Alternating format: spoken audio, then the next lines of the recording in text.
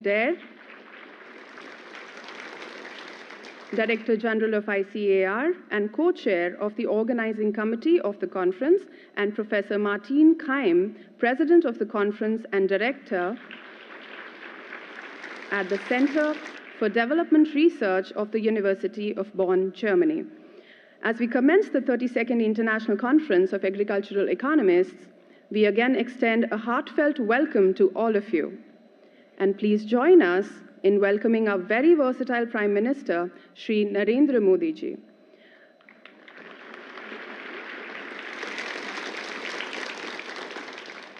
I request the Honorable Union Minister of Agriculture and Farmers Welfare, Shri Shivraj Singh Chauhan ji, to kindly felicitate the chief guest.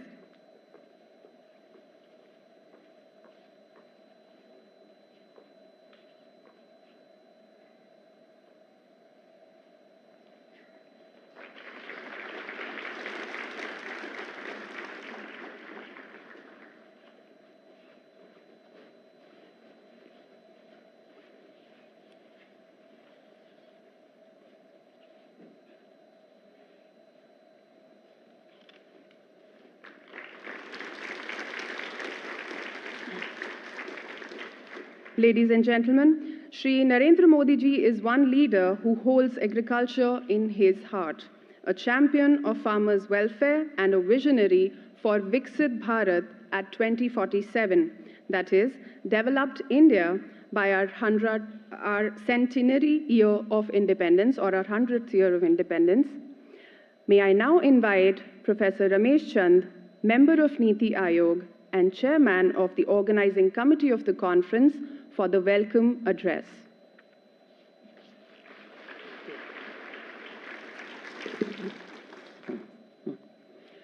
It's a great honor and privilege to welcome the Honorable Prime Minister in the inaugural function of 32nd International Conference of Agriculture Economists.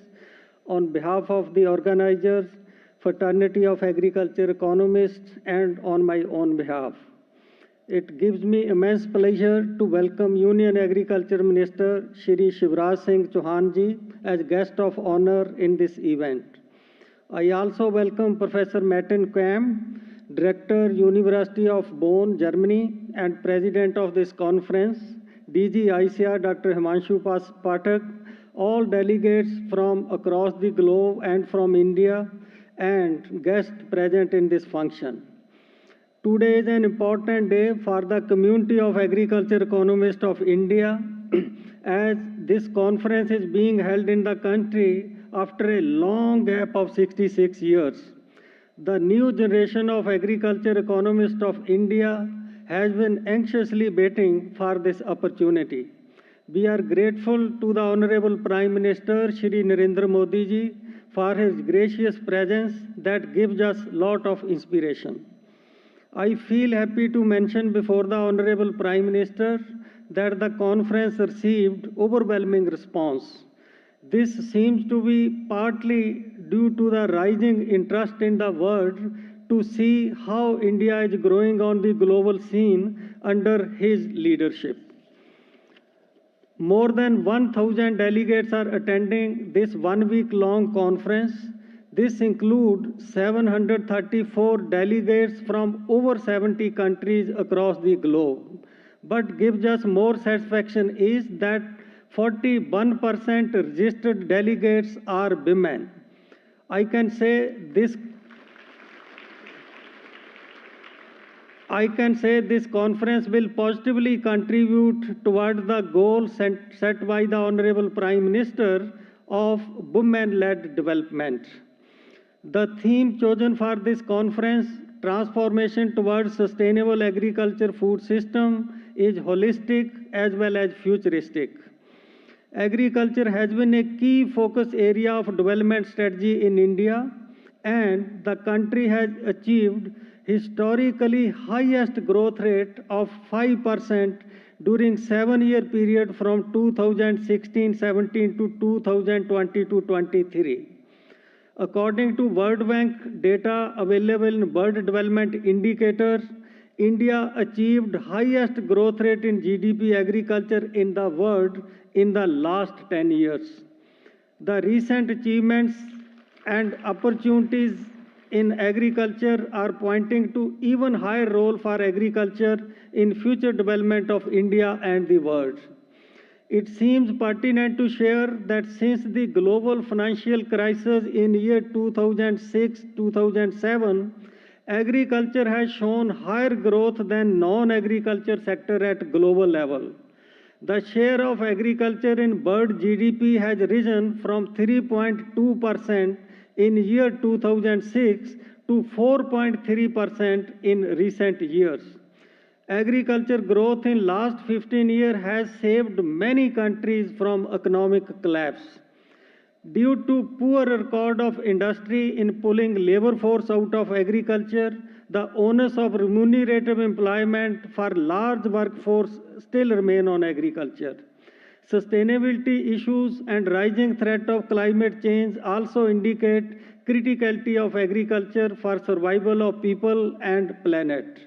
All these changes necessitate fresh appreciation of role of agriculture in economic and human development and a renewed focus on agriculture at all levels.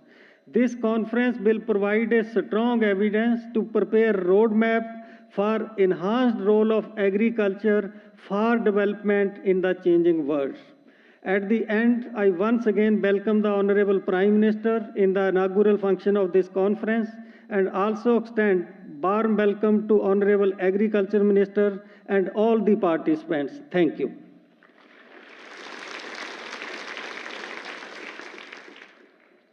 Thank you, sir, for extending a warm welcome. It is my honor to invite Professor Martin Keim, President of the ICAE 2024, President-elect of International Association of Agricultural Economists, and Director at the Center for Development Research, to address the audience.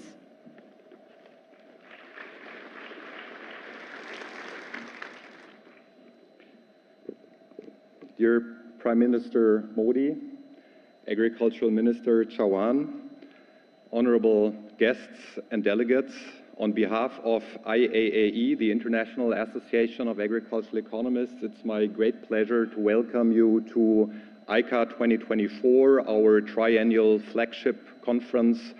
It's great to have this in person again after 6 years now, because the last one conference was virtual.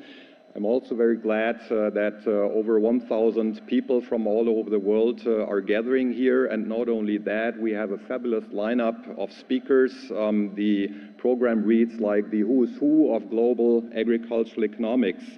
And I'm looking forward to this exciting conference.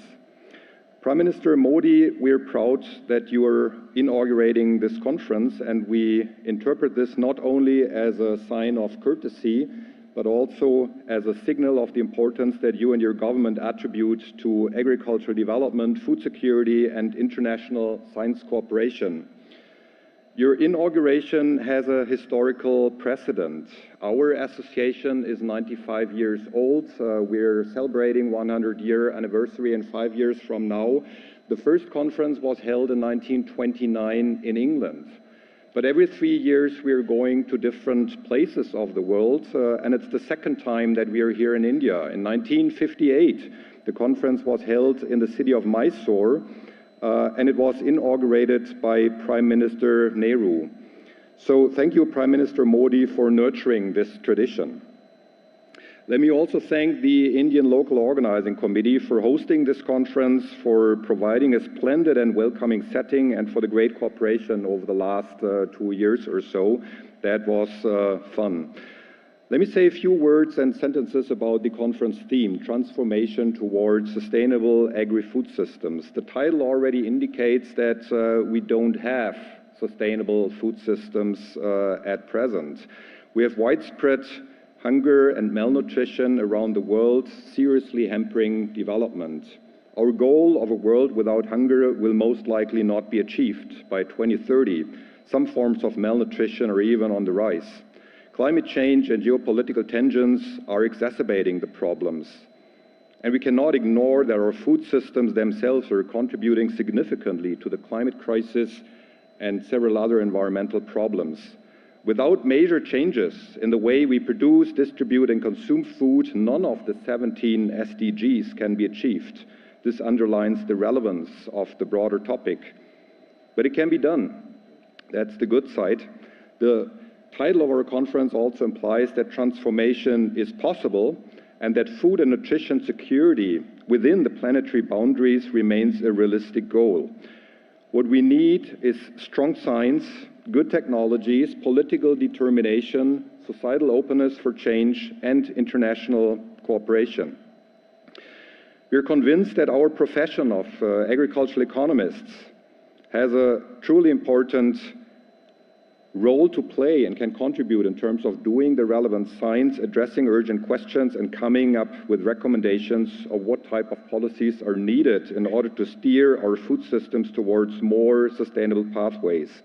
This is exactly what we will discuss in the coming days at this conference. I wish all of us a very fruitful and enjoyable conference. Thank you.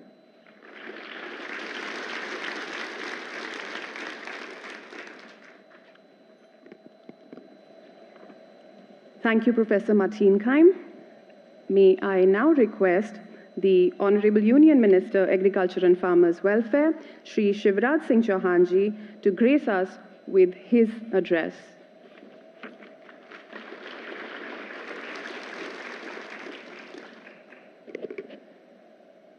Bharat के यशस्वी प्रधानमंत्री आदरणीय श्रीमान नरेंद्र मोदी जी,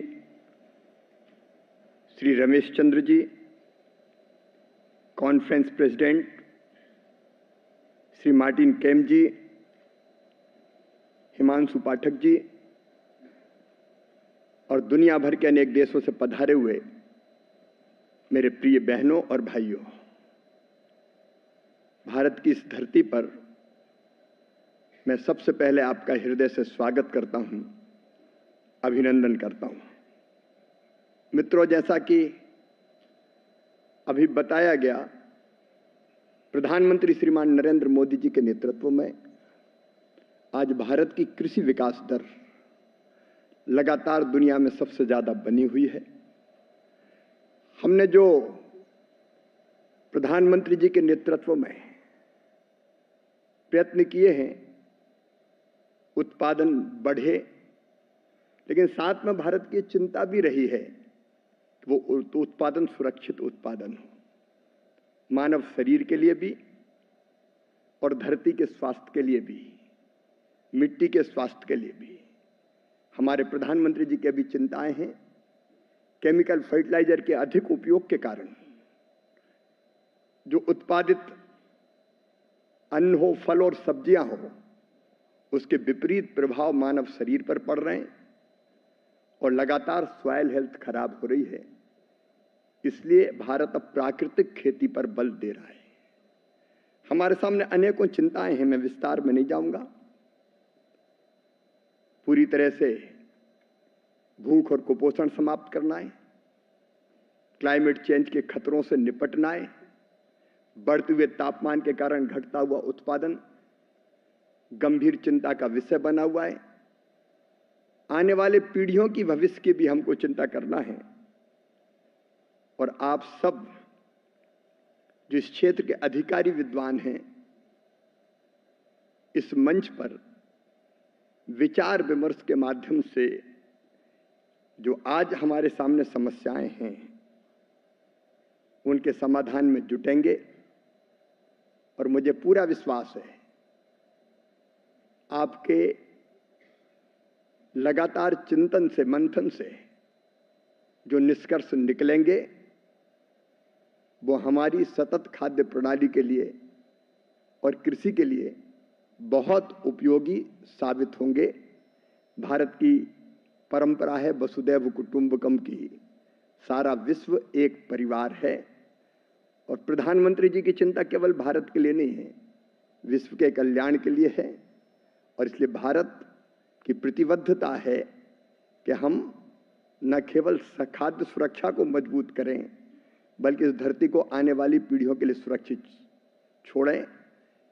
इसमें अपनी तरफ से कृषि विभाग भी यहाँ कोई कसर नहीं छोड़ेगा। एक बार मैं फिर आप सबका हृदय से स्वागत करता हूँ। बहुत बहुत धन्यवाद।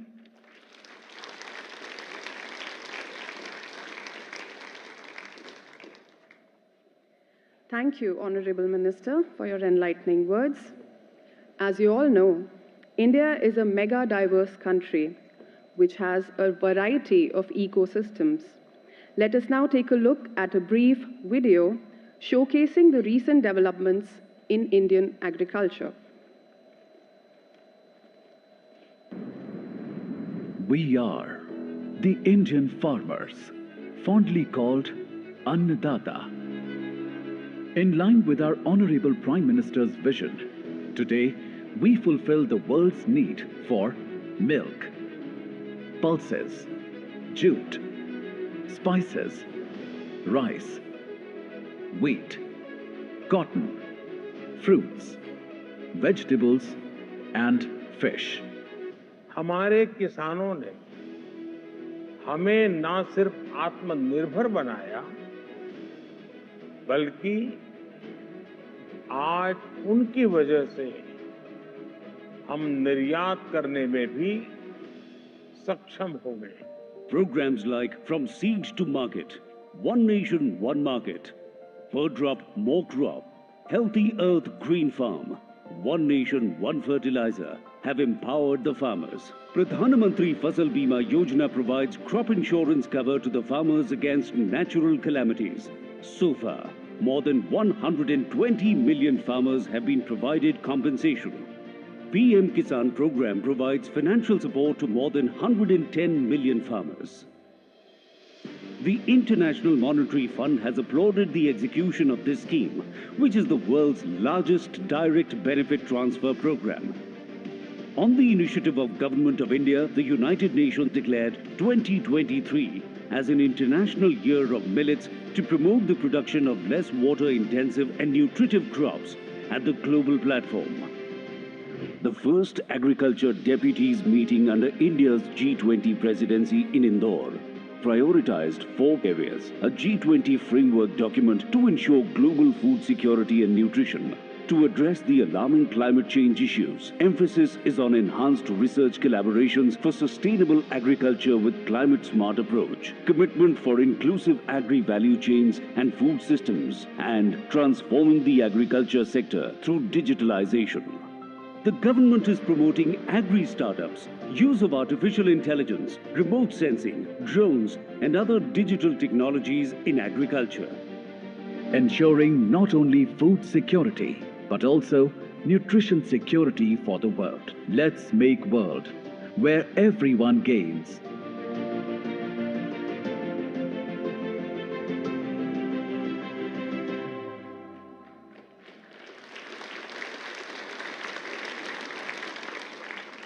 Ladies and gentlemen, it is now time for the address of our Honorable Prime Minister. We are deeply honored to invite Shri Narendra Modi ji to share his vision on transformation towards sustainable agri-food systems with the ICAE delegates.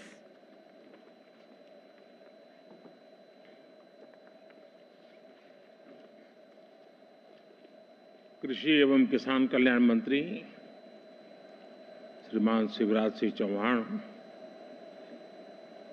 International conference of agriculture economics के president doctor Matin Qaim, NITI Aayog के सदस्य श्री रमेश जी, भारत और अन्य देशों के agriculture scientist, research से जुड़े अलग अलग यूनिवर्सिटी के हमारे साथी, एग्रीकल्चर सेक्टर से जुड़े एक्सपर्ट्स और स्टेक होल्डर्स, देवी और सज्जनों, मुझे खुशी है कि 65 साल के बाद आईसीएई की ये कॉन्फ्रेंस भारत में फिर हो रही है। आप दुनिया के अलग अलग देशों से भारत आए हैं। भारत के 120 मिलियन किसानों की तरफ से आपका स्वागत है।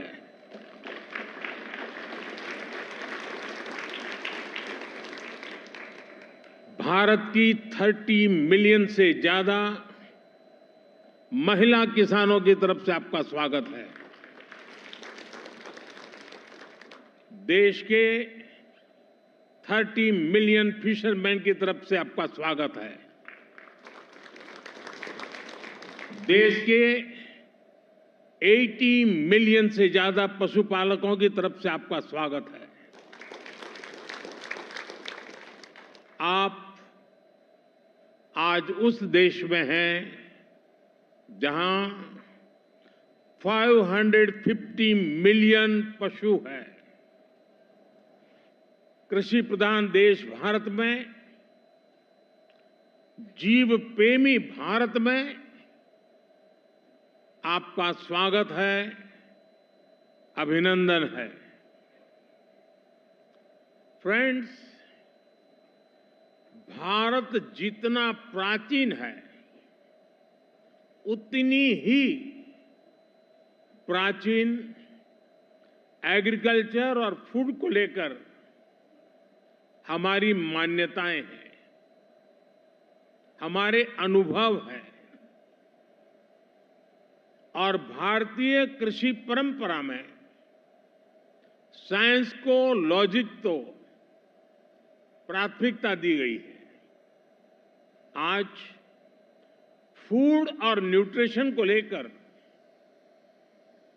इतनी चिंता दुनिया में हो रही है, लेकिन हजारों साल पहले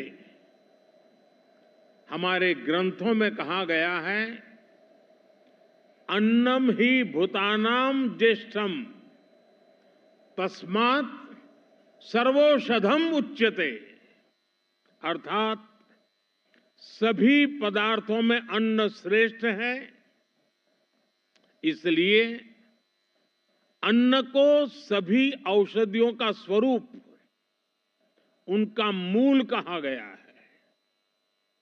हमारे अन्न को औषधीय प्रभावों के साथ इस्तेमाल करने का पूरा आयुर्वेद विज्ञान है। ये पारंपरिक नॉलेज सिस्टम भारत के समाज जीवन का हिस्सा है। फ्रेंड्स, लाइफ और फूड को लेकर ये हजारों वर्ष पहले का भारतीय विजडम है। इसी विजडम के आधार पर भारत में एग्रीकल्चर का विकास हुआ है। भारत में करीब 2000 वर्ष पहले कृषि पराशर नाम से जो ग्रंथ लिखा गया था, वो पूरे मानव इतिहास की धरोहर है। ये वैज्ञानिक खेती का एक कॉम्प्रिहेंसिव डॉक्यूमेंट है, जिसका अब ट्रांसलेटेड वर्जन भी मौजूद है। इस ग्रंथ में कृषि पर ग्रह नक्षत्रों का प्रभाव, बादलों के प्रकार, रेनफॉल को नापने का तरीका और फोरकास्ट, रेन वाटर हार्वेस्टिंग, जैविक खाद, पशुओं की देखभाल, बीज की सुरक्षा कैसे की जाए, स्टोरेज कैसे की जाए, ऐसे अनेक विषयों पर इस ग्रंथ में विस्तार से बताया गया है। इसी विरासत को आगे बढ़ाते हुए भारत में एग्रीकल्चर से जुड़ी एजुकेशन और रिसर्च का एक मजबूत इकोसिस्टम बना हुआ है। Indian council of agriculture research के ही 100 से ज्यादा रिसर्च संस्थान है। भारत में एग्रीकल्चर और उससे संबंधित विषयों की पढ़ाई के लिए 500 से ज्यादा कॉलेज है। भारत में 700 से ज्यादा कृषि विज्ञान केंद्र है जो किसानों तक नई टेक्नोलॉजी पहुंचाने में मदद करते हैं। साथियों, भारतीय कृषि की एक और विशेषता है। भारत में हम आज भी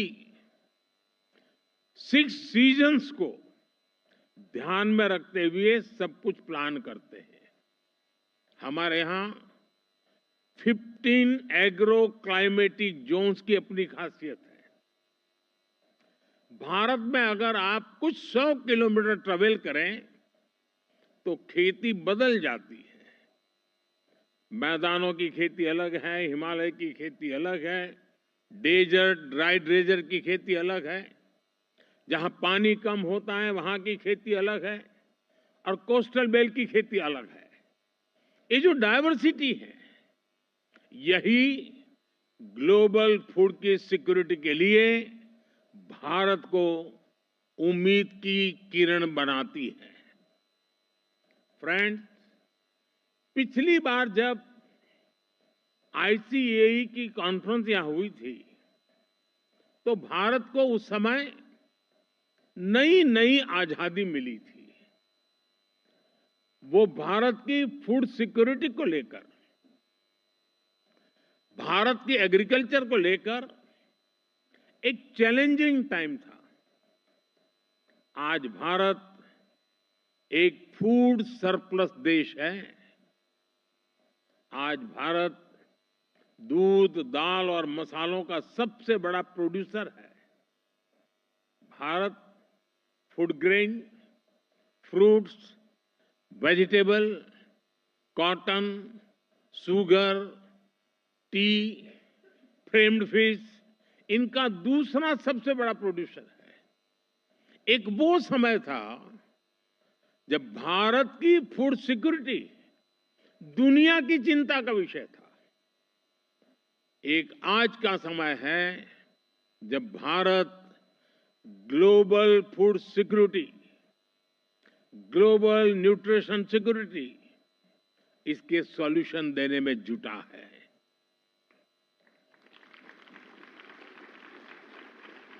इसलिए फूड सिस्टम ट्रांसफॉर्मेशन जैसे विषय को डिस्कस करने के लिए भारत के अनुभव बहुमूल्य है। इसका बहुत बड़ा लाभ विशेषकर ग्लोबल साउथ को मिलना तय है। साथियों, विश्व बंधु के तौर पर भारत मानवता के कल्याण को सर्वोपरि रखता है। G20 के दौरान भारत ने वन अर्थ, वन फैमिली और वन फ्यूचर का विजन सामने रखा था। भारत ने एनवायरनमेंट को बचाने के लिए लाइफस्टाइल यानी मिशन लाइफ का भी मंत्र दिया। भारत ने one earth, one health initiative भी शुरू किया। हम ह्यूमन, एनिमल्स और प्लांट्स की हेल्थ को अलग अलग नहीं देख सकते। सस्टेनेबल एग्रीकल्चर और फूड सिस्टम्स के सामने आज जो भी चैलेंजेस है, इनको वन अर्थ, वन फैमिली और वन फ्यूचर की होलिस्टिक अप्रोच के साथ ही निपटा जा सकता है। साथियों, एग्रीकल्चर हमारी इकोनॉमिक पॉलिसी के सेंटर पे है। हमारे यहां करीब 90% परिवार ऐसे हैं जिनके पास बहुत कम जमीन है। ये छोटे किसान ही भारत की फूड सिक्योरिटी की सबसे बड़ी ताकत है। यही स्थिति एशिया के कई विकासशील देशों में है। इसलिए भारत का मॉडल कई देशों के काम आ सकता है। जैसे एक उदाहरण के लिए सस्टेनेबल फार्मिंग का भारत में हम बड़े पैमाने पर केमिकल फ्री नेचुरल फार्मिंग को प्रमोट कर रहे हैं। इसके काफी अच्छे रिजल्ट देखने को मिले हैं। इस साल के बजट में भी बहुत बड़ा फोकस सस्टेनेबल फार्मिंग और क्लाइमेट रेजिलिएंट फार्मिंग पर है। हम अपने किसानों को सपोर्ट करने के लिए एक पूरा इकोसिस्टम डेवलप कर रहे हैं। भारत का बहुत जोर क्लाइमेट रेजिलिएंट क्रॉप से जुड़ी रिसर्च एंड डेवलपमेंट पर है। बीते 10 सालों में हमने करीब 1900 नई क्लाइमेट रेजिलिएंट वैरायटी अपने किसानों को दी है। इसका लाभ भारत के किसानों को भी मिल रहा है। हमारे यहां राइस की कुछ वैरायटीज ऐसी भी है जिनको ट्रेडिशनल वैरायटीज के मुकाबले 25% कम पानी चाहिए। हाल के वर्षों में हमारे यहां ब्लैक राइस सुपर फूड के रूप में उभरा है। हमारे यहां मणिपुर, असम और मेघालय की ब्लैक राइस को इसकी मेडिसिनल वैल्यू के कारण पसंद किया जा रहा है। भारत से जुड़े अनुभव विश्व समुदाय के साथ शेयर करने के लिए उतना ही उत्सुक है। फ्रेंड्स, आज के समय में पानी की कमी और क्लाइमेट चेंज के साथ ही न्यूट्रिशन भी एक बड़ा चैलेंज है। इसका सॉल्यूशन भी भारत के पास है। भारत मिलेट्स का दुनिया का सबसे बड़ा प्रोड्यूसर है, जिन्हें दुनिया सुपर फूड कहती है, और उसे हमने श्री अन्न की पहचान दी है। ये मिनिमम वाटर मैक्सिमम प्रोडक्शन के सिद्धांत पर चलते हैं। भारत के अलग अलग super foods global nutrition problem को एड्रेस करने में बड़ी भूमिका निभा सकते हैं। भारत अपने सुपर फूड की इस बास्केट को दुनिया के साथ साझा करना चाहता है। साथ ही भारत की पहल पर पिछले साल पूरे विश्व ने इंटरनेशनल मिलेट ईयर मनाया है। फ्रेंड्स, बीते एक दशक में हमने फार्मिंग को आधुनिक टेक्नोलॉजी से जोड़ने के लिए अनेक प्रयास किए हैं। आज एक किसान सॉइल हेल्थ कार्ड्स की मदद से ये जान सकता है कि उसे क्या उगाना है। वो सोलर पावर की मदद से पंप चलाता है और वेस्टलैंड में सोलर फार्मिंग से भी कमाता है। वो ई-नैम यानी भारत के डिजिटल एग्रीकल्चर मार्केट के द्वारा अपनी पैदावार को बेच सकता है। वो किसान क्रेडिट कार्ड का उपयोग करता है। वो प्रधानमंत्री फसल बीमा योजना के माध्यम से अपनी फसलों की सुरक्षा सुनिश्चित करता है। किसानों से लेकर एग्री टेक स्टार्टअप्स तक, नेचुरल फार्मिंग से लेकर के फार्म स्टे और फार्म टू टेबल की व्यवस्था तक, भारत में कृषि और उससे जुड़े सेक्टर्स लगातार फॉर्मलाइज हो रहे हैं। पिछले 10 वर्षों में ही 90 लाख हेक्टेयर खेती को हमने माइक्रो इरिगेशन से जोड़ा है। हमारे इथेनॉल ब्लेंडिंग प्रोग्राम से भी खेती और एनवायरनमेंट दोनों को लाभ हो रहा है। हम पेट्रोल में 20% इथेनॉल ब्लेंडिंग के टारगेट की तरफ तेजी से आगे बढ़ रहे हैं। साथियों, भारत में हम एग्रीकल्चर सेक्टर में डिजिटल टेक्नोलॉजी का भरपूर इस्तेमाल कर रहे हैं। पीएम किसान सम्मान निधि के माध्यम से एक क्लिक पर 10 करोड़ किसानों के बैंक खाते में 30 सेकंड में पैसे ट्रांसफर हो जाते हैं। हम डिजिटल क्रॉप सर्वे के लिए डिजिटल पब्लिक इंफ्रास्ट्रक्चर बना रहे हैं। हमारे किसानों को रियल टाइम इंफॉर्मेशन मिलेगी और वो डेटा ड्रिवन डिसीजन ले सकेंगे। हमारी इस पहल से करोड़ों किसानों को फायदा होगा, उनकी आर्थिक स्थिति और बेहतर होगी। सरकार लैंड के डिजिटलाइजेशन का भी बहुत बड़ा अभियान चला रही है। किसानों को उनकी लैंड का एक डिजिटल आइडेंटिफिकेशन नंबर भी दिया जाएगा। ड्रोन का उपयोग भी खेती में बहुत तेजी से प्रमोट हम कर रहे हैं। ड्रोन से होने वाली खेती की कमान महिलाओं को, हमारी ड्रोन दीदियों को दी जा रही है।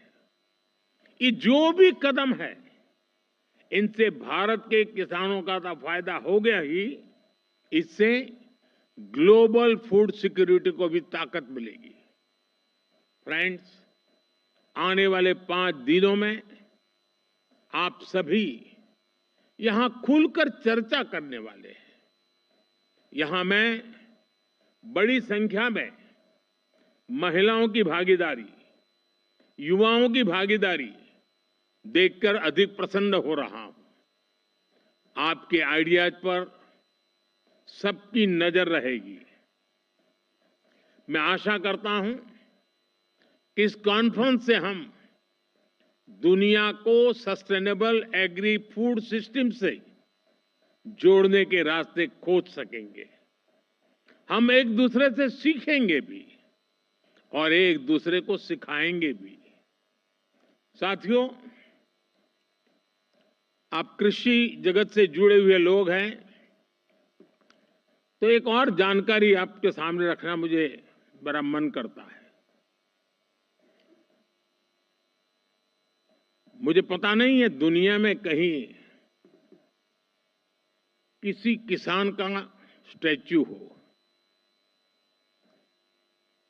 हमने दुनिया में सबसे ऊंचे स्टैच्यू के रूप में स्टैच्यू ऑफ लिबर्टी की चर्चा सुनी है, लेकिन मेरे सारे कृषि जगत के लोगों को जानकर के खुशी होगी कि भारत में आजादी के आंदोलन में जिस महापुरुषों ने किसान शक्ति को जागृत किया, किसानों को आजादी के आंदोलन का मुख्य धारा में जोड़ा, वे सरदार वल्लभ भाई पटेल की दुनिया की सबसे ऊंची प्रतिमा भारत में है।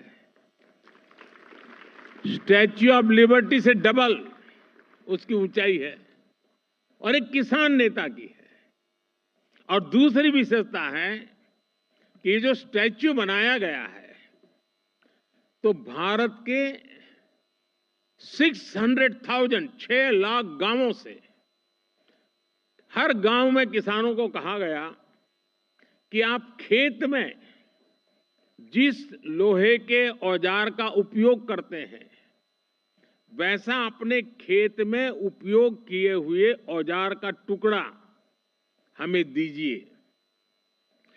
6 लाख गांवों से खेतों में उपयोग किया गया लोहे का औजार लाया गया, उसको मेल्ट किया गया और दुनिया के सबसे ऊंचे एक किसान नेता के स्टैच्यू के अंदर उस खेत में उपयोग किए औजार का मेल्ट करके लोहा उपयोग किया गया। मैं जरूर मानता हूं कि इस देश के किसान पुत्र को इतना बड़ा सम्मान जो मिला है, शायद विश्व में ऐसा कहीं नहीं हुआ होगा।